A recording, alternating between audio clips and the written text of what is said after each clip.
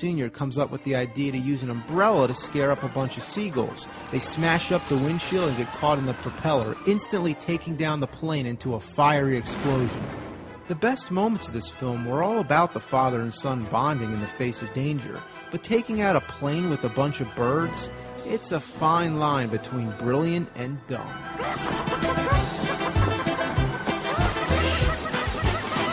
This parody is fresh out from an Indiana Jones movie, but don't be mistaken. While Dr. Kenson Kwok might not be taking down planes with a flock of birds, he travels the world in search for rare historical artifacts. The former Asian Civilization's museum director shows us two of his very, very valuable acquisitions and tells us the story of one dead donor. It's called a kamcheng.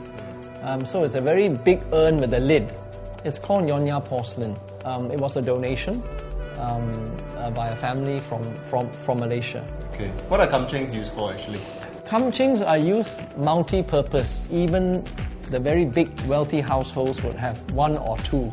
But the fact is that they were kind of a status symbol. I think they were not for daily use, for weddings or certain ceremonies they would use. One day I had someone come to my office. The person came and said, "Oh, my mother has very good ceramics. You want to go and see, and I'll show you, maybe she will give you something." It was just as vague like that.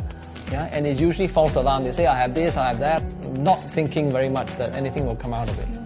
I said, "Sure, okay, go and visit your mother." She said, "My mother lives in Penang." I said, "What? I can't just go to Penang like that." But why not? You're Indiana Jones. Adventure is your middle name. No? She took out a few pieces. She said, "Look, my mother just gave me these." As soon as I saw what she brought out of her bag, I knew, okay, her mother has good stuff, all right? So I got permission to go up to Penang. So when I met her, she was already very ill. She was in a wheelchair. So I think in the process of dividing up all her barang-barang, I saw this. I said, "Oh, that looks very good. Would you like to give that to us? We're going to have a new Peranakan museum and so on." At the end of the day, she agreed to give it to us. So you can imagine, I cradled this on my lap on the way back from Penang. I hand carry, you can't check it in. So it's so delicate. Kamchengs are worth a huge amount of money. I wouldn't let it out of my sight. What did the stewards say to you? I don't think they... It was probably wrapped up, so they didn't know what it was. But there's a sad end to this story, because a month or two later, the donor died. In a way, that's her legacy. Just as how in death you walk through the gates of heaven, well, hopefully, Dr. Kenson Kwok introduces us to his biggest piece in the museum. This structure weighs tons and hails from northern India. Thought to once belong to a wealthy family, this Indian gateway is carved out of sandstone. There's a very interesting story to how this came into the museum, and I remember very clearly the day that I went to see a potential sponsor.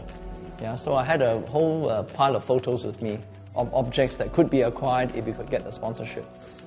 So this is the first time I was meeting this person, and we had a little bit of chatting, and he said, "Oh, I've just come back from the UK, and I saw a really interesting museum where they have incorporated Gothic gateways into this structure of the new museum." Then he said, "Oh, I really like those gateways so much, but you wouldn't happen to have something like that I could sponsor." And luckily, I had a photo of this gateway. So I said, here's one that's it's not Gothic, it's Indian, but it's a gateway, and we can build it into the building when we have our new building. Before I knew it, within a few days, he said, "Sure, I will sponsor it." So that's how it came. It was just sheer luck. If this sponsor hadn't been to that museum and liked the idea of the gateway, we may not have acquired this piece. Coming up next, meet a famous Indian deity and his family, and find out how a Taoist fused into a Catholic altar might look like.